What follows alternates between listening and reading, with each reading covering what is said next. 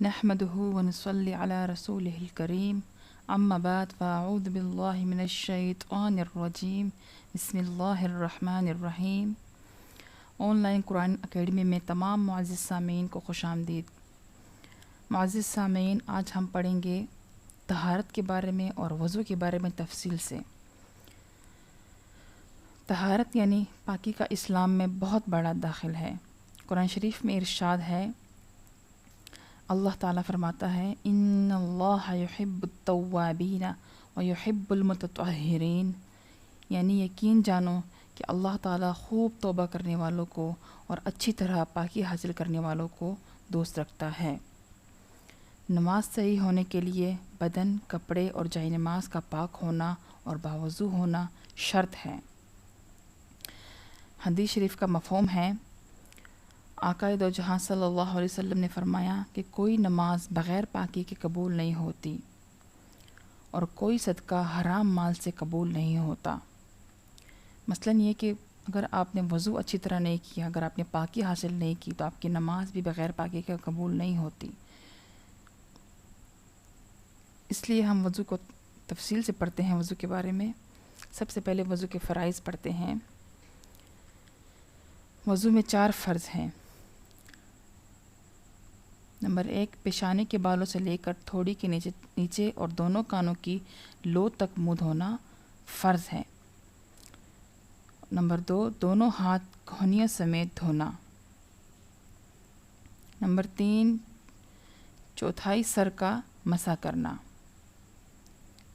Number 4، دونوں پاؤں ٹخنوں سمیت دھونا۔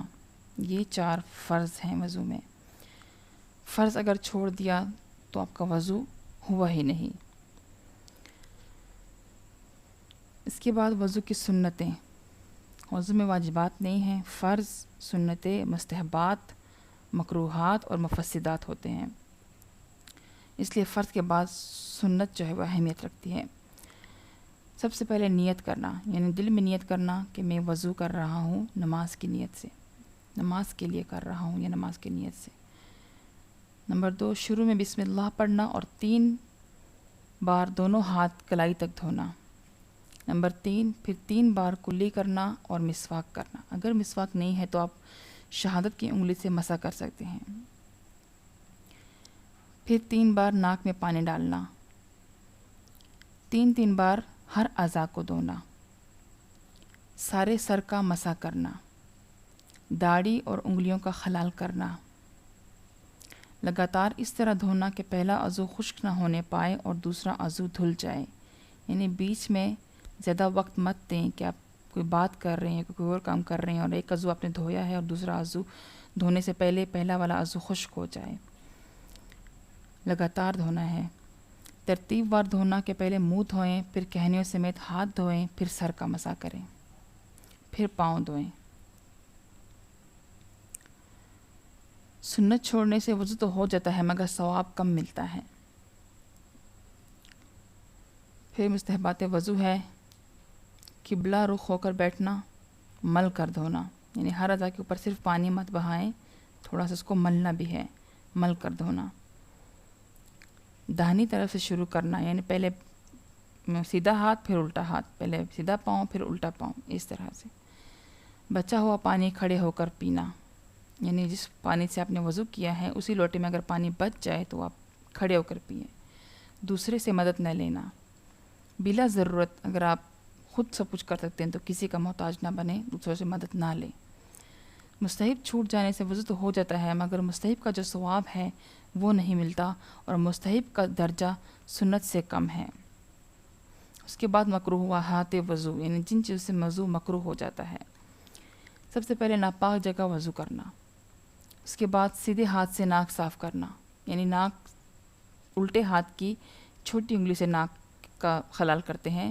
اگر آپ نے سیدھے ہاتھ سے کیا تو اس سے وضو مکروہ ہو جاتا ہے۔ اگر آپ ناپاک جگہ پر بیٹھ کے وضو کر رہے ہیں اس سے وضو مکروہ ہو جاتا ہے۔ پانی زیادہ بہانا، یعنی پانی کا اسراف کرنا، یعنی پانی بھی کم بہانا ہے، وضو بھی اچھی طریقے سے کرنا ہے۔ وضو کرتے وقت دنیا کی باتیں کرنا، ضروری باتوں کے علاوہ یعنی دنیاوی باتیں کرنا وضو میں، اس سے وضو مکروہ ہو جاتا ہے۔ خلاف سنت وضو کرنا، یعنی جو سنت طریقہ ہے ہر اعضاء کو 3 بار دھونا، لگاتار ترتیب وار وضو کرنا، ہر اعضاء مطلب جو پہلے ہے، جیسے کہ منہ دھونا پہلے ہے، ہاتھ دھونا بعد میں ہے. اگر آپ پہلے ہاتھ دھو رہے ہیں بعد میں منہ دھو رہے ہیں تو یہ سنت کے خلاف ہوا. یہ پہلے پاؤں دھوئے ہیں اس کے بعد اپنے ہاتھ دھوئے ہیں کونیے سمیت، تو یہ سنت کے خلاف ہوگا. آگے پیچھے وضو نہیں کرنا ہے، ترتیب وار وضو کرنا ہے سنت کے مطابق. اس کے بعد زور سے چھپکے مارنا، یعنی آپ منہ پر زور سے پانی مار رہے ہیں اور زور زور سے پانی اپنے اوپر ڈال رہے ہیں وضو کے اعضاء جو دھونے کے ہیں. بالکل آرام سے سنت کے طریقے سے وضو کرنا چاہیے. اس کے بعد نواقض سے وضو، یعنی جن چیزوں سے وضو ٹوٹ جاتا ہے. ان چیزوں سے وضو ٹوٹ جاتا ہے: نمبر 1 پخانہ یا پیشاب کرنا یا ہوا کا خارج ہونا. نمبر 2 خون یا پیپ نکل کر بہہ جانا. اگرچہ ایک چھوٹا سا آپ کو زخم ہوا ہے اور وہ خون نکلا اور وہیں پہ رک گیا ہے، بہا نہیں ہے، اس سے نہیں. اگر تھوڑا سا بھی بہہ گیا تو اس سے وضو ٹوٹ جاتا ہے. منہ بھر قے کرنا، ٹیک لگا کر یا لیٹ کر سو جانا. اگر آپ بیٹھے بیٹھے آپ کو ایسے نیند آ گئی ہے اور آپ نے جھٹکا لیا ایسے، اس سے نہیں. اگر آپ نے ٹیک لگایا ہو یا آپ لیٹے ہوئے ہوں اس سے وضو ٹوٹ جاتا ہے. نشے میں مست یا بے ہوش ہو جانا، رکوع سجدہ والی نماز میں کہکے مار کر ہنسنا. اس کے بعد وضو کا طریقہ ہے. وضو کرنے کا طریقہ یہ ہے کہ پاک برتن میں پاک پانی لے کر پاک جگہ پر بیٹھو، اونچی جگہ ہو تو بہتر ہے تاکہ چھینٹے نہ آئیں. قبلے کی طرف منہ کر لو تو اور اچھا ہے، اور آستینے کہنیوں سے اوپر تک چڑھا لو. پھر بسم اللہ الرحمن الرحیم پڑھو. یہ وضو شروع کرنے کی دعا ہے. بسم اللہ الرحمن الرحیم پڑھو اور 3 بار گٹھوں تک دونوں ہاتھ دھو. پھر 3 بار کلی کرو اور مسواک کرو. مسواک نہ ہو تو انگلی سے دانت مل لو.